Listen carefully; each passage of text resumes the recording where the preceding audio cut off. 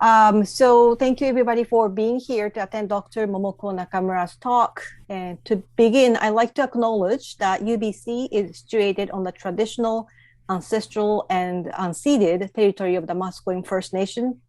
And currently I'm speaking from the territories of Musqueam, Squamish, and Tsleil-Waututh First Nations.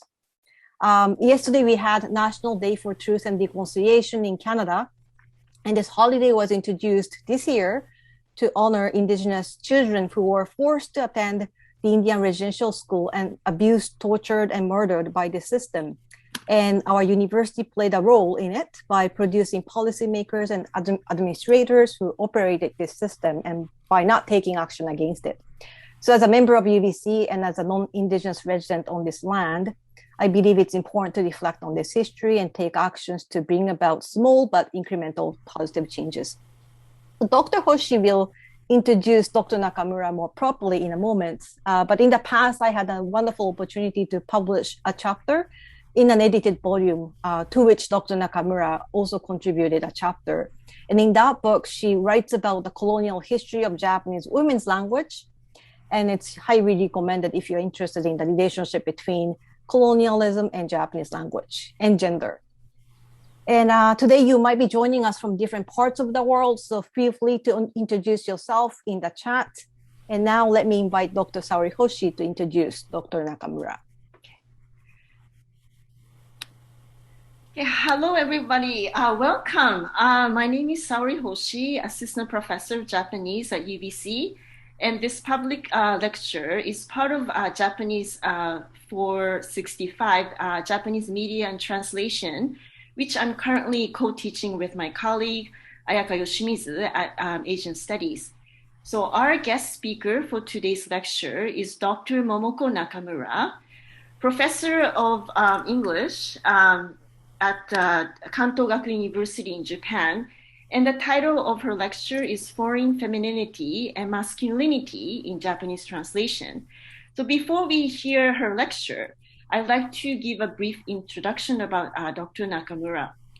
Her research interest includes linguistic construction of gendered, sexualized identity and discursive formation of gendered styles.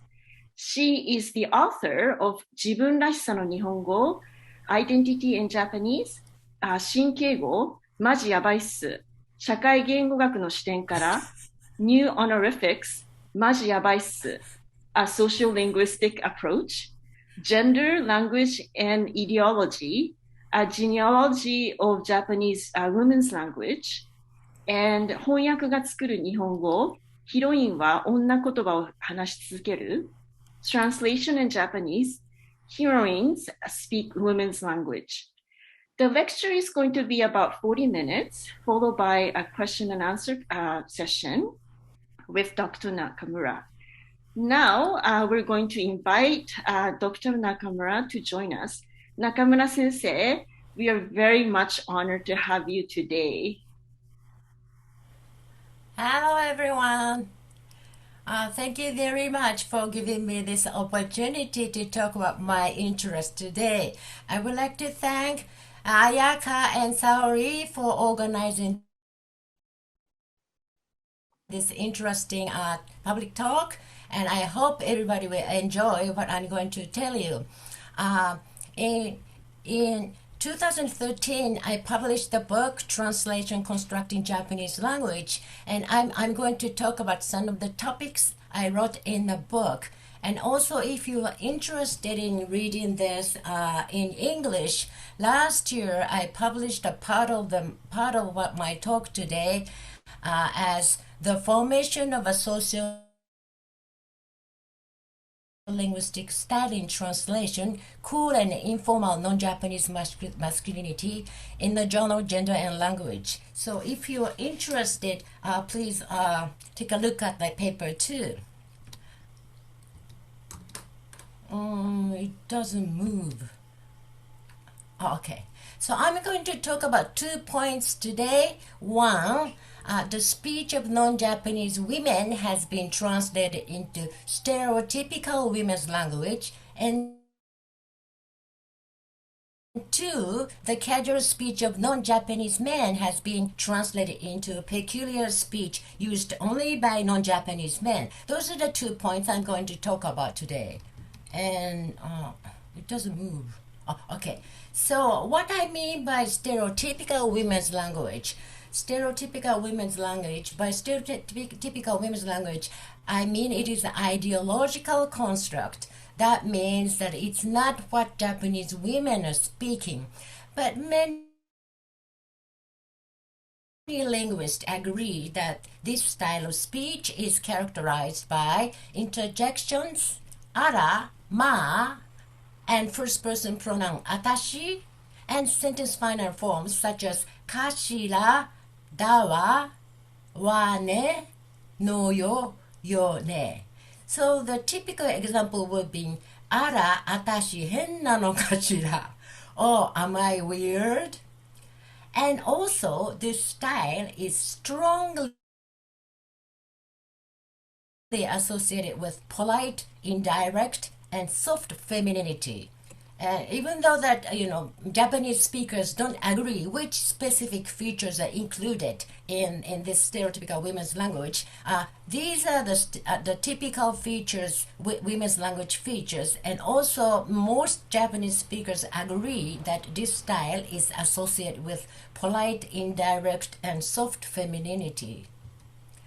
Soft femininity, okay.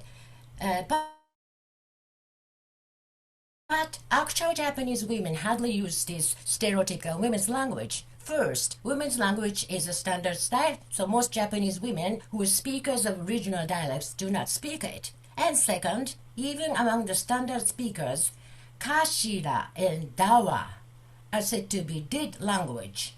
And three, the younger women are, the less they speak women's language. So that means that Japanese girls hardly use it. So, but non-Japanese women uses dawa. This is an article about Otani-san, a baseball player, and in this newspaper article there are comments of 4 people, Japanese man and his wife, and local man and his wife. And Japanese man comments is, 日本人として誇らしい. I'm proud of him as a Japanese. And his wife, 自信があって余裕さえ感じられる. He's confident, even relaxed. And local man, すでに大谷は二刀流をやってのけている. He's already done both. But the local man's wife, Leticia Pena-san, 29 years old, is saying, 完璧だわ、見ていてワクワクする, using dawa. So she's the only one, the non-Japanese woman speaks with dawa in this article. And also I mentioned that the Japanese girls hardly use it, but non-Japanese girls use women's language features. For instance, in Harry Potter and the Sorcerer's Stone, who is the Japanese girl? Saori? Who is the girl in this film? Hermione Granger. Hermione Granger. So this is from the first scene. Hermione appears in the film in a train. She's saying that, well, ma, remember this is the women's language feature. It's not very good, is it? Wane? It's all worked for me too. Wa? Nobody in my family is magic at all. No, it was ever such a surprise when I got my letter. Wa? So she's speaking women's language in the film. Her speech is translated into women's language. And at this time, she's 11 years old. And I know no Japanese 11-year-old girl who speaks like this. How about in other language? I pick up Lee. It's 14 years old in the Brothers Karamazov, and she's speaking like this. Why doesn't the I cannot read it, want to come and see us, Kashira? And don't you let him know? You see, we know that he goes everywhere. No, yo, we have you. Why have you put that long cassock on him, Kashi? So In Russian language too, 14-year-old girl is speaking women's language. So to show that a speech of a variety of women all over the world is translated into women's language, I pick up this Japanese TV program, Sekai Fureai Machiaruki, Somewhere Street, and this is a documentary, and the camera visits cities around the world. And this is a very popular program in Japan, which is on air since 2005. And in this program, there's a section in which the Japanese presenters, although they were never shown, and the local people talk to each other. In this section, the Japanese presenter's voice is heard as Japanese voiceover, and the local people's speech is subtitled in Japanese on screen. So the conversation is between the Japanese voiceover and Japanese subtitles on the screen. And I picked up 7 cities in which the presenters are Japanese women, and analyzed sentence final forms strongly associated with women's language, such as yo wa kashira. And then overall, I found that local women and their utterances, 58% of their utterances with women's language features. In contrast, Japanese presenters and their utterances, only 6% of their utterances. So there are a lot of differences. And let's look at the first, it doesn't show, let's look at the first example. For the first example is an early woman in San Francisco, USA. San Francisco, USA. お店にはピースマークがたくさんありますね。This is wonderful. This is a peace center. This is a world center for peace. へえ。1970年代から続いているんですか？ Haight-Ashbury. It's very famous. It's famous for 1967. That is the year that the flower children came here. Young people came from all over the world, and they said, we want a simple life. The peace movement, people marched down this street carrying signs saying, peace now, peace now. So let's look at how her English speech is translated into Japanese. The first presenter says, charming lady, well, there are many peace marks in this shop. And the woman answers, isn't it wonderful? This is the peace center. This is how the words, this is the word center for peace. Yo, and translation adds yo and oh, and the presenter says, oh, it's been here since the 1970s. And the woman answers, Haight-Ashbury is very famous. It's a very, very famous for 1967. That year when the flower children came here, nano, and people came from all over the world, and they said they wanted a simple life, no, and peace movement, wa. So almost all her utterances are translated with women's language features. Let's watch one more time. 可愛い方。お店にはピースマークがたくさんありますね。This is wonderful. This is a peace center. This is a world center for peace. へえ。1970年代から続いているんですか？ Haight-Ashbury. It's very famous. It's famous for 1967.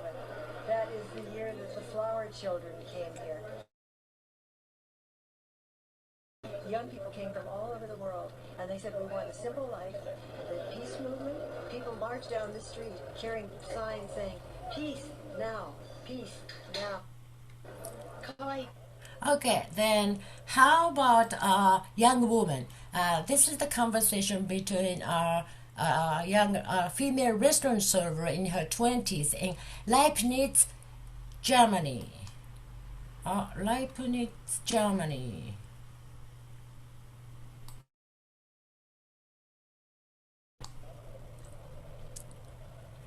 すいません。このお店の名前のことなんですが、どうして薬局なんですか？ Weil das ein sehr alter Name von unserer Küchenapotheke, ein Bistro, aber Sie können gerne mit reinkommen und den Chef fragen.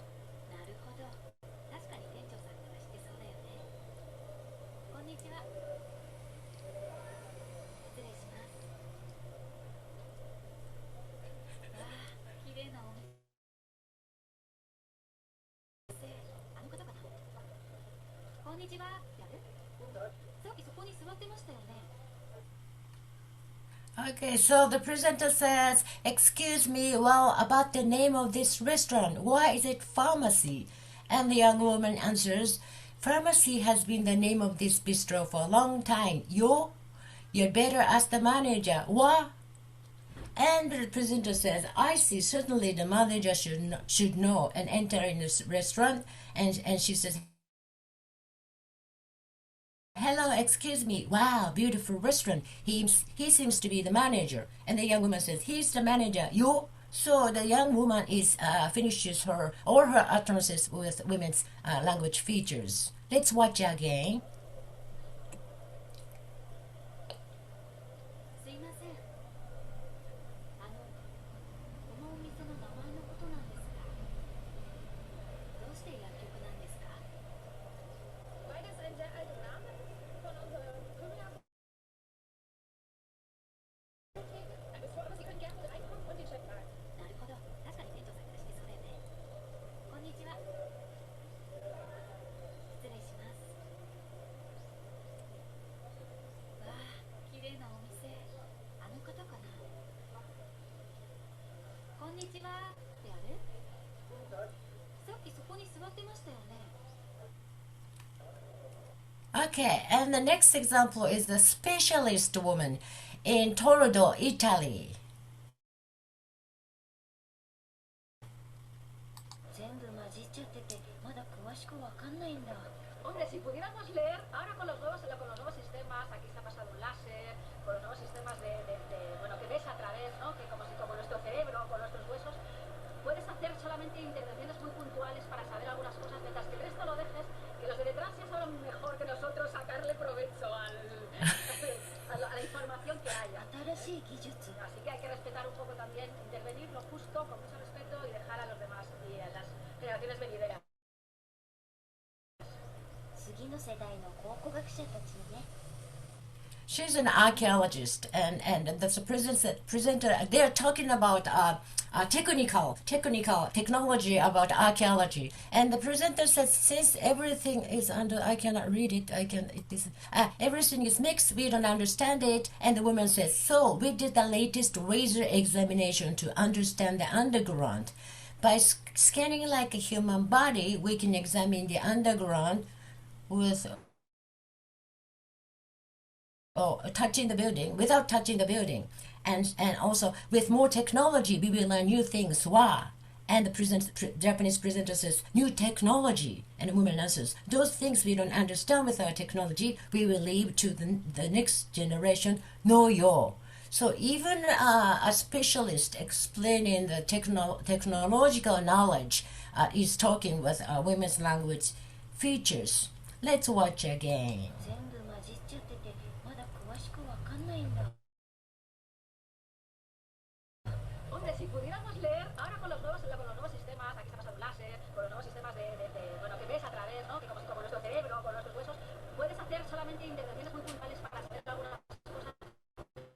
Que el resto lo dejes, que los de detrás ya saben mejor que nosotros sacarle provecho a la información que haya. 新しい技術。 Así que hay que respetar un poco también, intervenir lo justo, con mucho respeto y dejar a los demás y a las generaciones venideras. 次の世代の考古学者たちにね。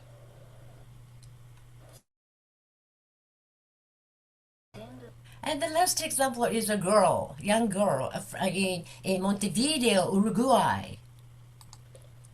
いつもそこから眺めているの？ Sí, a veces. そうなの。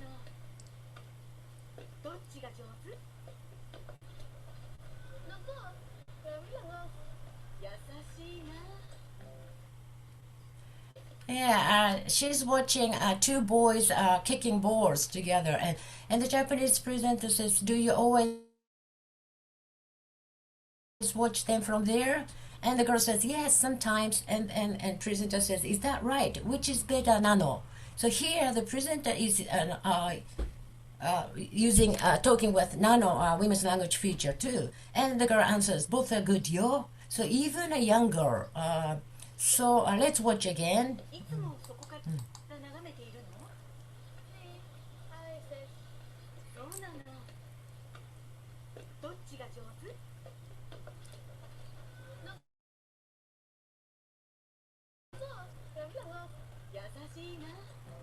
Yeah, I mentioned that Japanese young girls tend to avoid women's language. So these examples show that the speech of a variety of women is translated into Japanese women's language.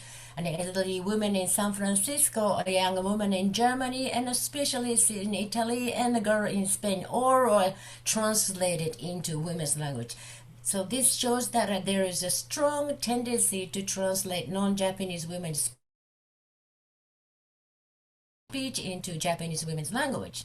And because of this strong tendency, the Zoom covers all my notes here, but translators tend to apply women's language to a woman who is opposite to the polite, indirect, soft femininity associated with women's language. And a typical example is Ripley in the film Alien. Have you seen this film? This is a very terrifying film. I didn't want to watch it. I hate watching horror movies, but in order to write the book I have to watch it, and it took me 3 days to finish watching the film. But Ripley is said to be the Hollywood icon of a fighting heroine, but in Japanese subtitles she's speaking women's language throughout the film. And very interesting example is at the very end of the film, after everybody else got killed, Ripley barely escaped the spaceship and escaped into the small boat and says, "I got you, you son of the bitch."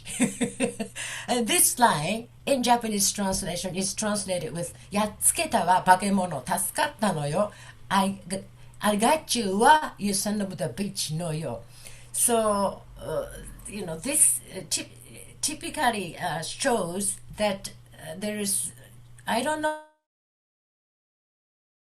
but the Japanese translator could not help but put these women's language features to all those, the speech of non-Japanese women.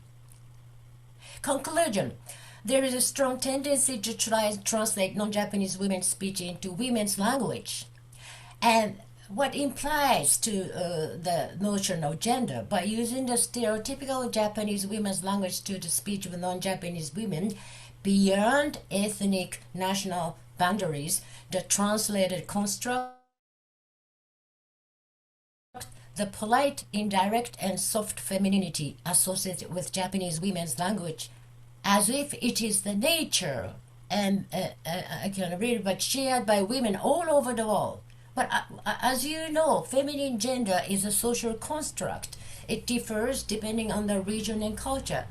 But the kind of femininity shared by all women should be women's nature. As a result, these translations work to naturalize this particular Japanese femininity. Then what about non-Japanese men's speech? The speech of non-Japanese men can be translated into a stereotypical men's language too, such as "ore wa ikuzo." In this line, "ore," the first person pronoun "I," and "ze" are said to be men's language. But I would like to focus on the speech of cool, laid-back man, which is translated into a peculiar style I called "ya" style. Because this style is characterized by the greeting "ya," which Japanese people usually don't use, and personal pronouns "boku," "kimi," "ore." There are many first-person pronouns in Japanese, and this book "kimi," "ore" belong to what are called men's language. And also, this style is characterized by sentence final forms "sa," "kai," and "dai." So the typical example would be, "Yeah, boku wa John sa, genki kai? Hi, I am John, how are you?" And I tell you that the moment Japanese audience hears this line, and they immediately know that it's spoken by a non-Japanese man. The first example is from Beverly Hills 90210. Have you seen this TV program? the story starts when the twin sister and brother, Brenda and Brando, moved to Beverly Hills. And I pick up the scene where Brandon first meet Dylan, Brandon and Dylan. And Brandon says, "Hi, yeah, my name is Brandon Walsh. Boku wa Brandon Walsh," using yeah and boku. And Brandon also says, "By the way of Minnesota, sa." "Are you hungry, Kai?" And Dylan also answers, "Field trip, sa, field trip."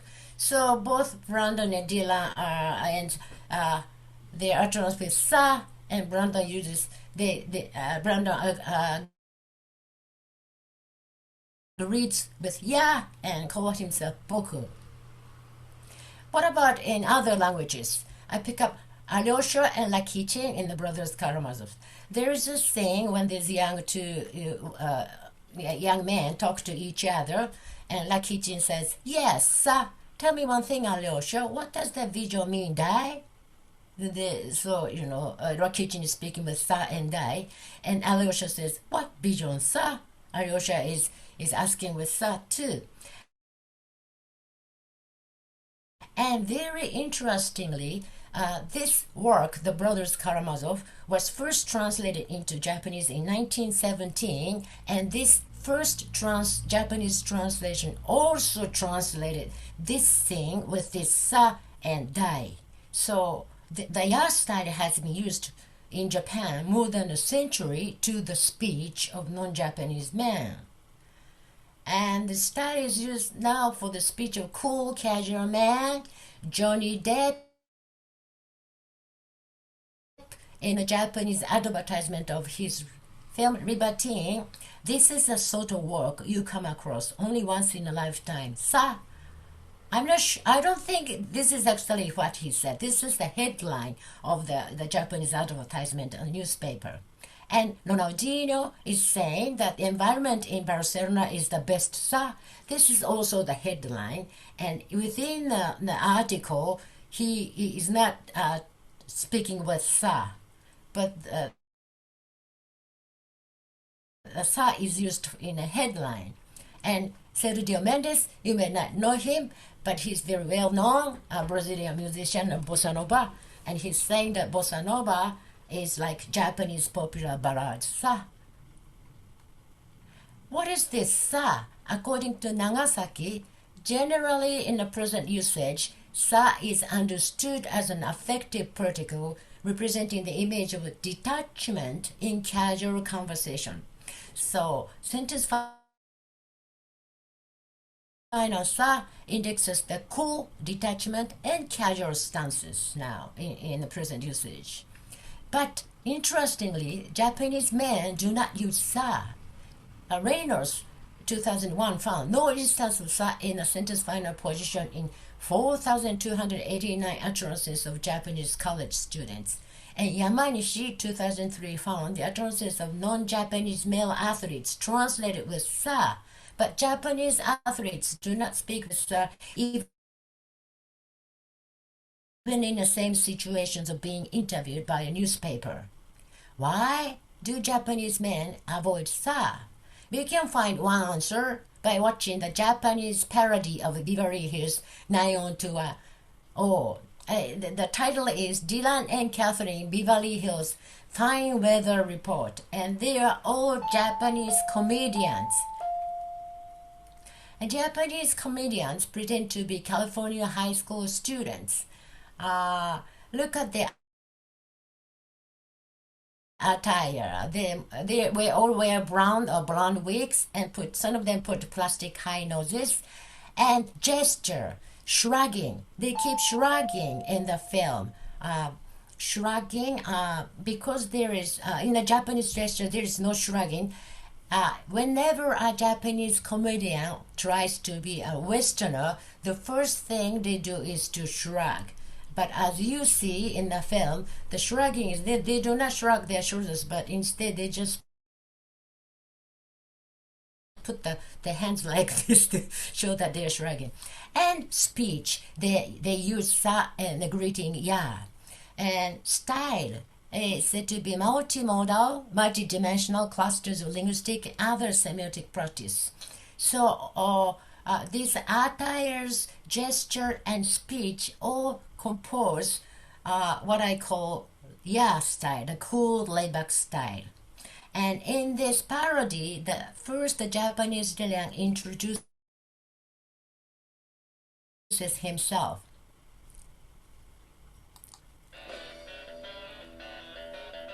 俺の名前はディラン・マッケン。恋とダンスとロックに夢中なごく平均的なティーンエイジャーさ。This is the Japanese Dylan. So dear Japanese Dylan says that my name is Dylan Maki. I'm an average teenager crazy about love, dance, and rock. Sa. So he is introducing himself with sa. But this shows the Japanese stereotype of young American men. Young American men are only interested in love, dance, and rock. Or stupid.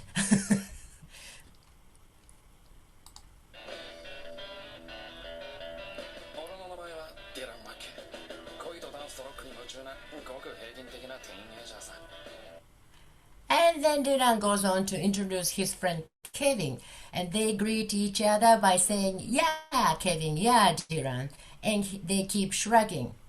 But as I said before, instead of using their shoulders, they just put their palms up.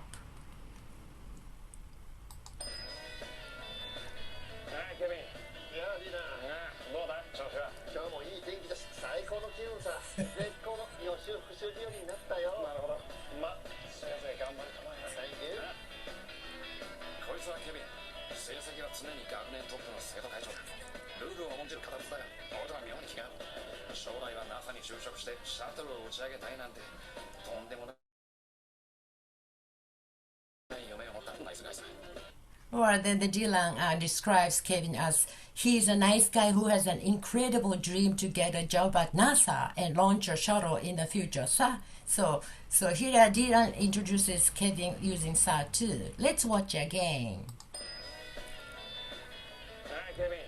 いや、ディラン。どうだ調子は。今日もいい天気だし、最高の気分さ。絶好の予習復習日和になったよ。なるほど。せいぜい頑張るかな。Thank you。こいつはケビン。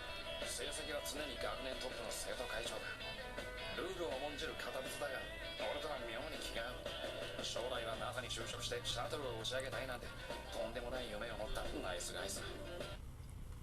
So their speech and gesture induce laughter from Japanese audience because it shows how awkward the Japanese can be when they try to look, move, and speak just like they are stereotypes of non-Japanese. And that shows that the Japanese men avoid using the style because the style is associated with a Japanese stereotype of non-Japanese men, which is cool and laid back but not serious and polite enough to be an ideal masculinity. The conclusion: Japanese translation practices have invented a specific speech style of non-Japanese men. What it implies about gender, by using the style, the translators distinguish non-Japanese casual masculinity from Japanese masculinities. The distinction works to legitimate hegemonic Japanese masculinities, that is, polite formal masculinity of salaryman. Today we have seen that the speech of non-Japanese women about the speech of non-Japanese men, such translations serve to naturalize the femininity associated with Japanese women's language. And second, we have seen about the casual speech of non-Japanese men, such translations serve to distinguish non-Japanese casual masculinity from Japanese masculinities, legitimating an ideal status of polite formal Japanese masculinity. And these are references. Thank you very much for listening. Thank you so very much, Nakamura Sensei, for your wonderful, inspiring talk. So now we'd like to have a question and an answer session for about Yeah, we have about like 15 minutes. So please, please unmute yourself and yes, and ask questions. I want to ask question. Yeah.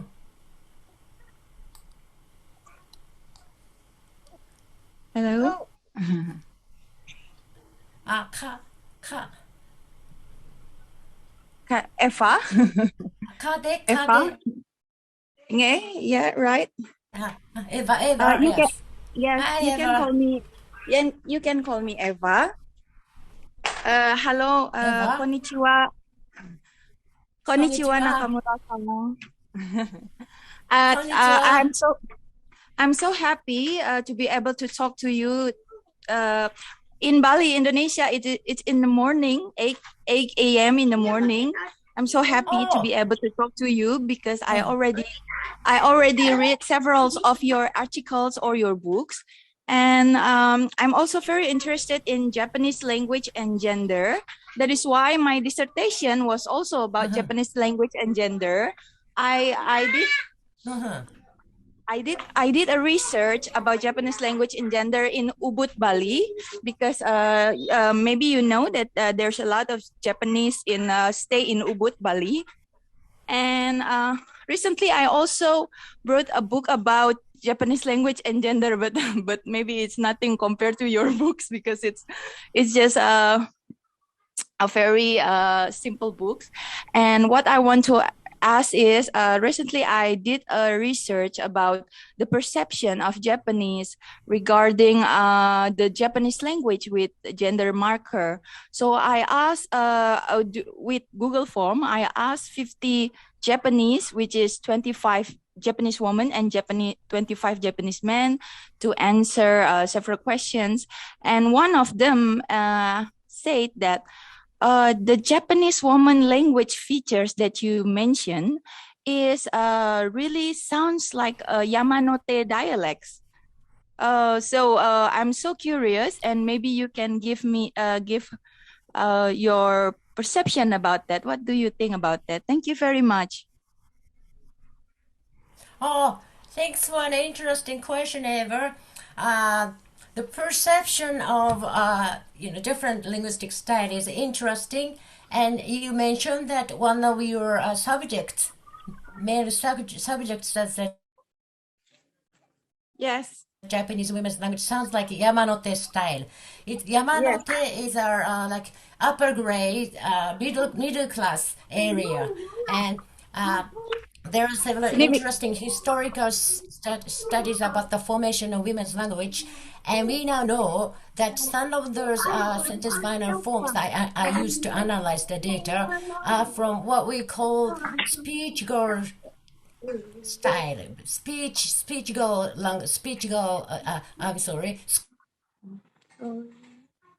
schoolgirl speech image period, schoolgirl speech image period. But during the war period, Japanese intellectuals and linguists elevated the schoolgirl speech to as the speech of all women. They associated this speech with all Japanese women and claim that there is women's language in Japanese because during that time Japanese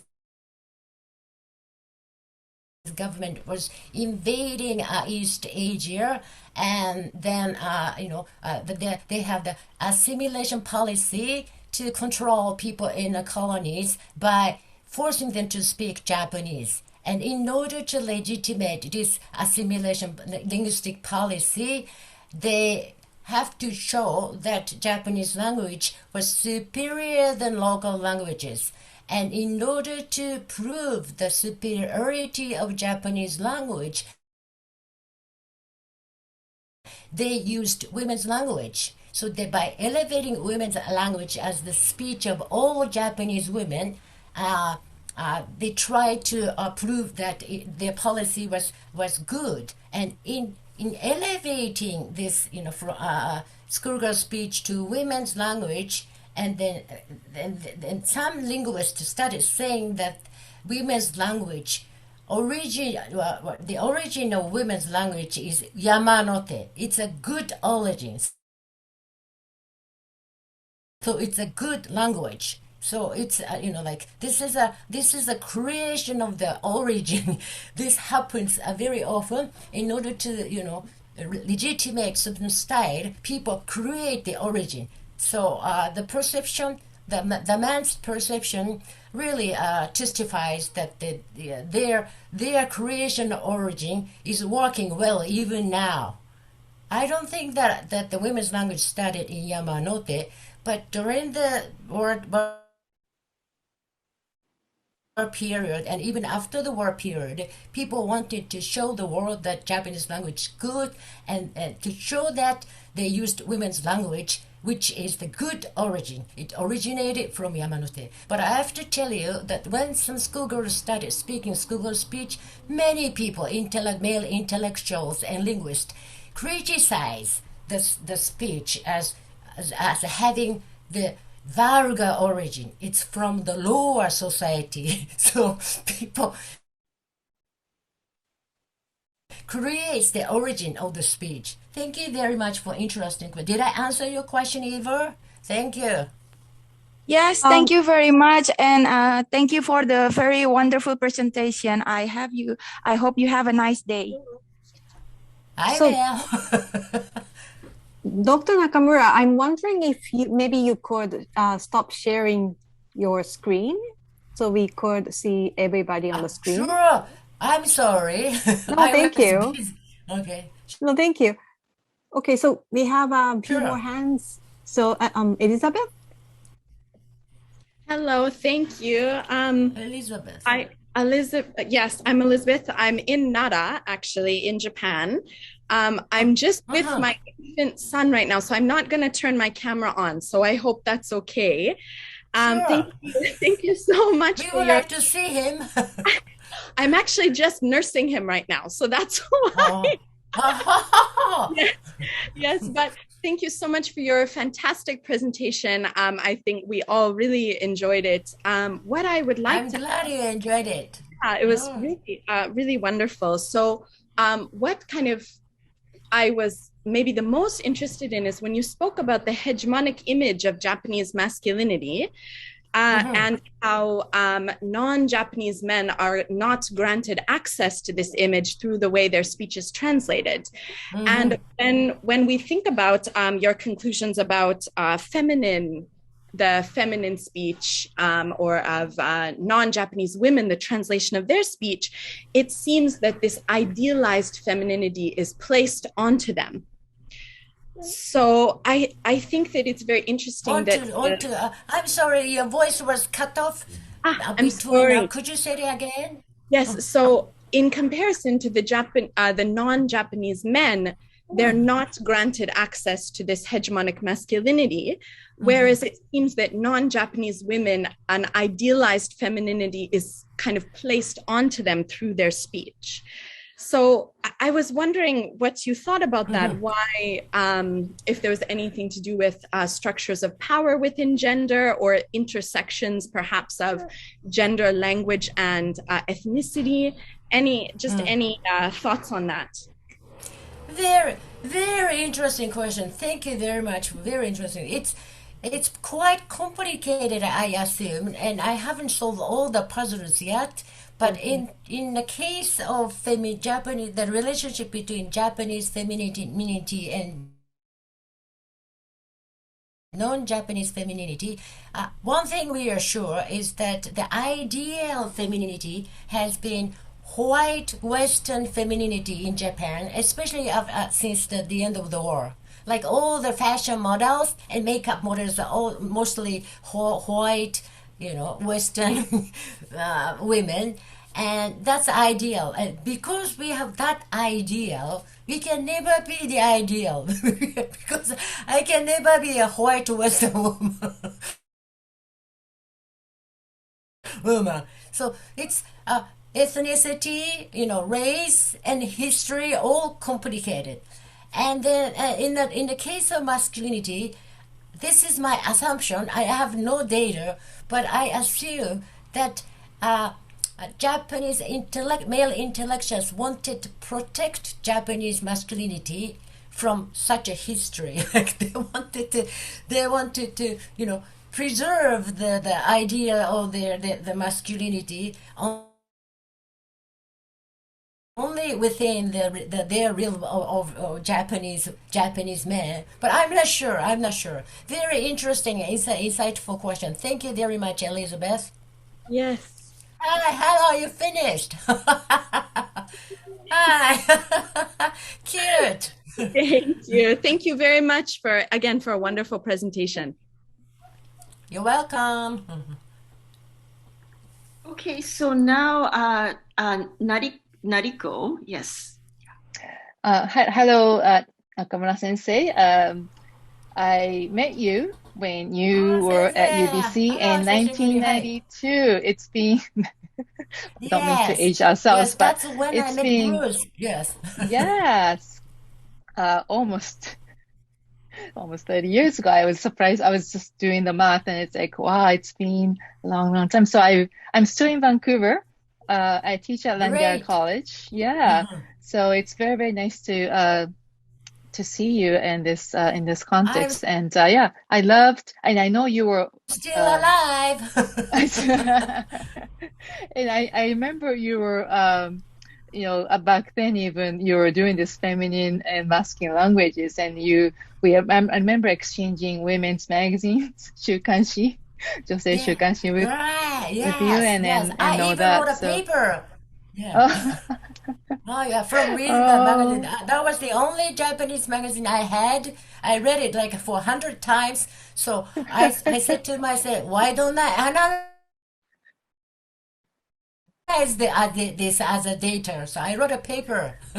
Yeah, this is way before the internet and all those things, and so yeah, But anyways, I really enjoyed your talk, and it just makes so much sense of things I've been wondering about too. So it's been great. So I guess the question is something that kind of elaborate on what the previous Elizabeth was asking you about, is that when you say this non-Japanese, people's speech or the translated Japanese was constructed, so that your examples was mostly with this white Western examples. And I was wondering about the way Asian people or non-white, non-Asian people were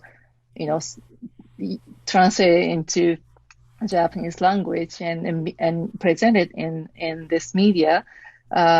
How are there any differences, or are they treated the same? Because I can't imagine like the Chinese person in translating in Japanese would be say sa or daze. Very cool. Very interesting question. I was afraid that somebody would ask that question because in a TV documentary program, there are the programs visiting Asian cities and African cities and in South American cities too, and I analyzed some of the Asian cities too, but I didn't show it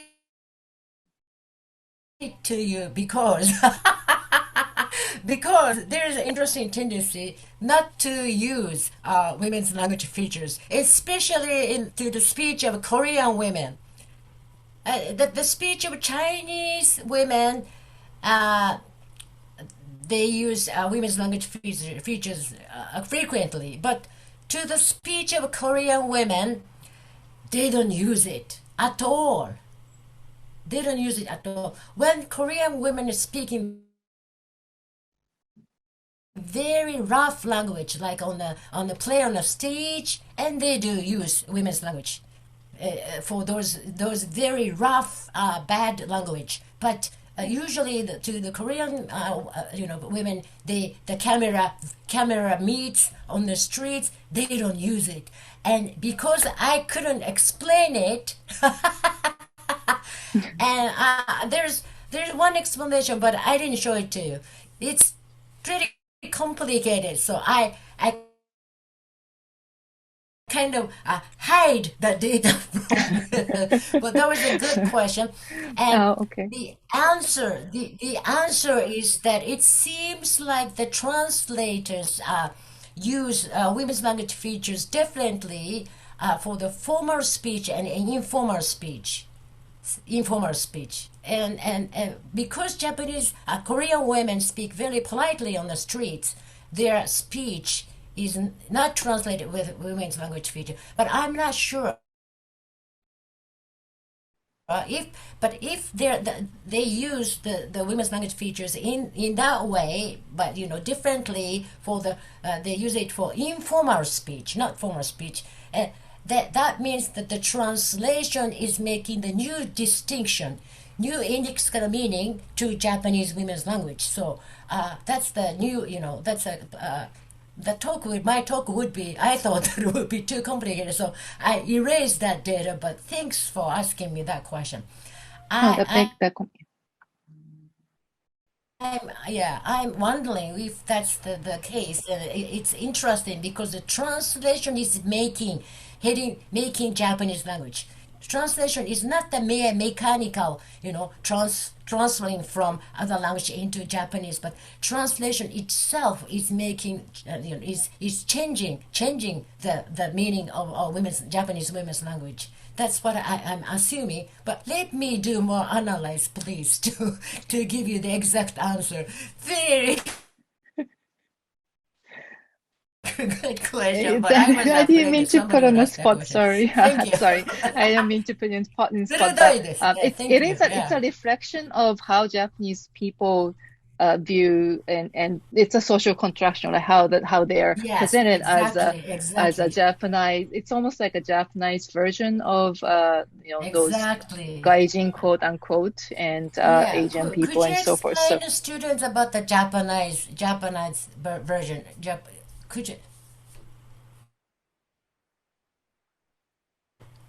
Could you explain that to the students? So Japanization is because when there's most of something. the listeners are students, and I'm sure they would like to know more. Right. So Japanization is this process when Japanese people import something from abroad, foreign countries, and bring it into Japan. In the process, they seem to not just copying exactly what bringing an exact copy to Japan, but in the process, they seem to make it things to Japanize the original product from foreign countries. So, for example, probably the good one would be anime. So anime, as you all know, it's an animated films originally. But then when it came to Japan, it became somehow anime. So there's a slight difference between animated films and anime, right? So in that process of importing animated films, somehow Japanese people seem to try to almost put Japanese flavors to it, or some kind of make it into more accessible, easier for Japanese people to accept, and make it into easier for Japanese to digest almost. So in this case, I see this how the gaijin, the Western people talking in this specific way makes it easier for Japanese people to accept. So this scary, the fighter in Alien movie, she was also using the very feminine Japanese translation so that she won't be as scary as more easily acceptable for Japanese to watch.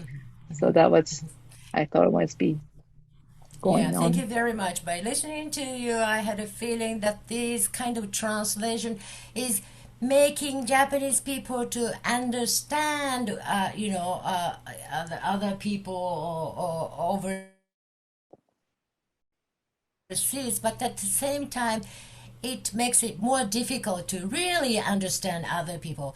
Probably those translation tends to put those people into the like mold of Japanese culture, and that this mold is strongly influenced by the way Japanese people want to look at all those people overseas.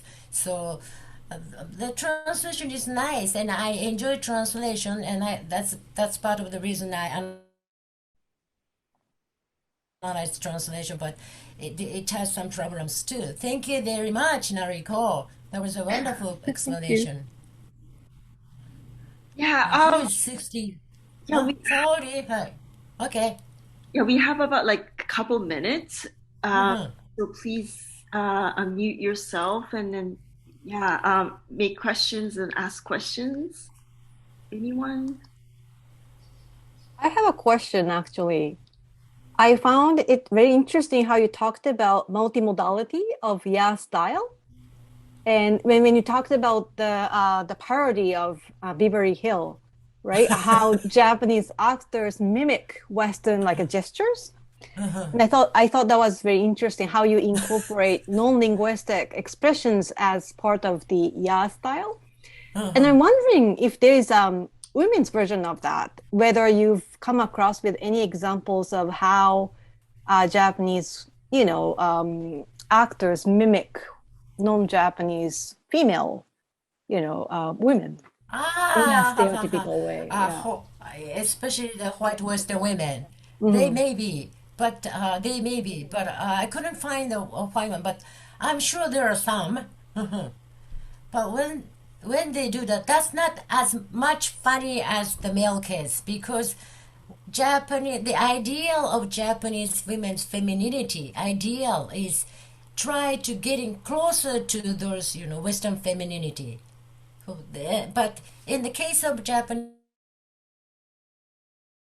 masculinity, because it tries to be distinctive from Western masculinity, and that's why those parody makes it funny but do you know what I mean?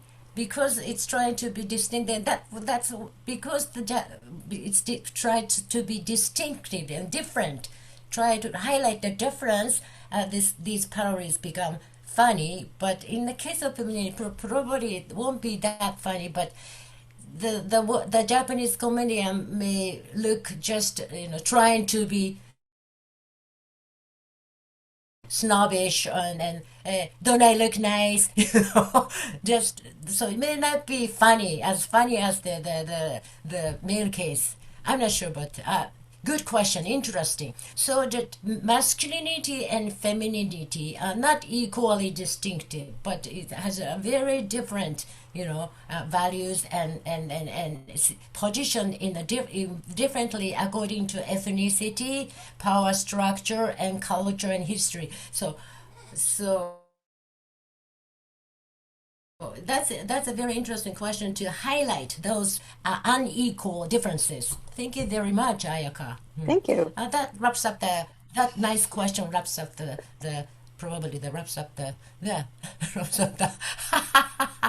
this nice public talk.